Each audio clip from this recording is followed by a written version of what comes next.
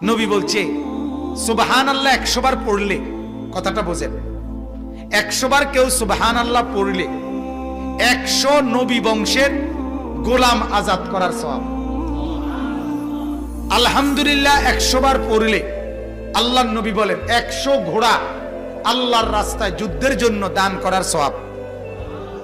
100 বার আল্লাহু আকবার পড়লে আল্লাহর নবী বলেন 100 উট হজ্জের মধ্যে আল্লাহর রাস্তায় কোরবানি করার সওয়াব।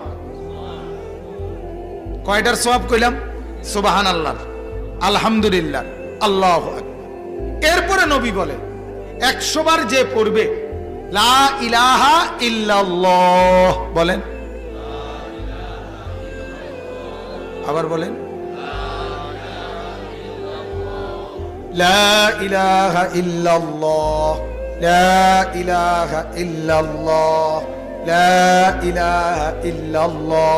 তাসবিহ পড়তে যেন তাড়াহুড়া না হয়, ঠিক আছে না? ইনশাআল্লাহ সুন্নত, সুন্নত হলেও ধীরে ধীরে পড়া, এক এক নিঃশ্বাসে এক একবার পড়া।